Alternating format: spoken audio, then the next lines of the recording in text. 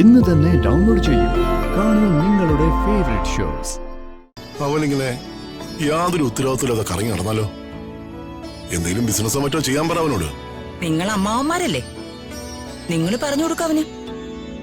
പിന്നെ ഞങ്ങൾ പറഞ്ഞ കേൾക്കുന്ന ഒരു മുതല്. എന്തായാലും അമ്പലക്കാളെ പോലുള്ള അവന്റെ കറങ്ങി നടപ്പ് എങ്ങനെയെങ്കിലും അവസാനിപ്പിക്കണം. ശേരാ, നിനക്ക് അവനെ നെല്ലിയാമ്പതി കൊണ്ടേ നിർത്തിക്കൂടെ? വലിയ ഉത്തരവാദിത്വം ഏൽപ്പിക്കണ്ട. ഞാൻ പല പ്രാവശ്യം പറഞ്ഞതാ ഏട്ടാ. അവൻ പറഞ്ഞ മറുപടി എന്താണെന്നറിയോ? അട്ടകടി കൊള്ളാൻ പറ്റില്ലെന്ന്. അട്ടകടി കൊള്ളണ്ട, അട്ട ആകാതിരുന്നാ മതി.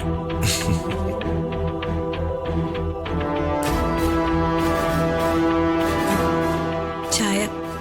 ആ യാമിനി, അമ്മ അമ്പലത്തിൽ പോയെന്നല്ലേ പറഞ്ഞത്? അതെ ഏട്ടാ. പിന്നെ എന്താ ഇത്ര ലേറ്റ് ആവുന്നേ? അത് പോണാട്ടമ്പലത്തിലേക്കോ പോയിരിക്കുന്നു. അപ്പം കൂടെയുണ്ട്.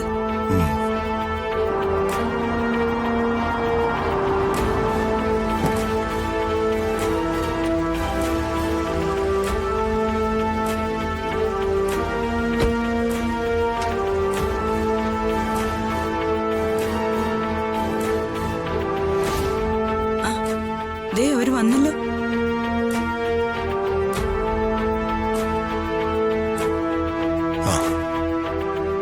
ഞാൻ എന്റെ അപ്പൂനെ കുറച്ച് ഡ്രസ് കൂടി എടുക്കണമെന്ന് കരുതിയാ പോയത്. പക്ഷേ നല്ല കടകളൊന്നും കണ്ടില്ല.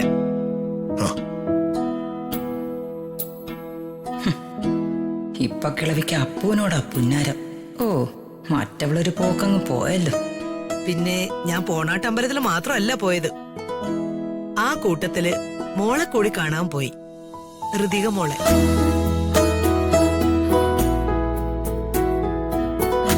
എന്നിട്ട് ഋതുമോൾക്ക് എന്തൊക്കെയുണ്ട് അമ്മ വിശേഷം? അവക്ക് അവിടെ സന്തോഷം തന്നെയാ. മോള് മിടുക്കിയായിട്ടിരിക്കുന്നു. ഒരു കുഴപ്പവും വരില്ല അമ്മേ. അത് നമുക്ക് അന്യവിടുന്നല്ലോ.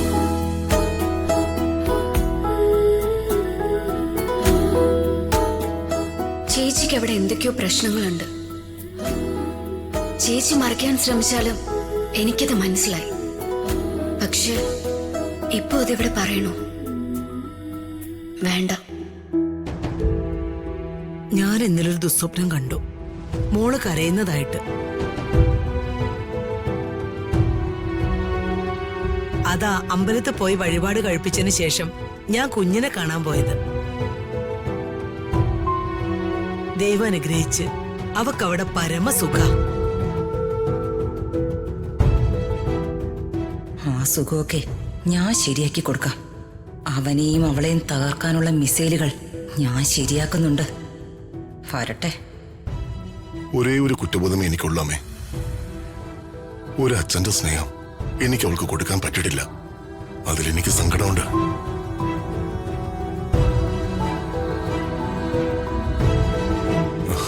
എന്തോ എന്റെ മനസ്സും സാഹചര്യമൊക്കെ അങ്ങനെ ആയിപ്പോയി. ഞാൻ എന്റെ കുഞ്ഞിനെ സ്നേഹിച്ചു തുടങ്ങിയപ്പോഴേക്കും അവൾ മറ്റൊരാൾക്ക് സ്വന്തമായി. പക്ഷെ ഞാൻ ഭാഗ്യവനാമേ. എനിക്കിപ്പോ 2 മക്കളാ, രാജുവും ഋതികയും. എനിക്കതുപോലെ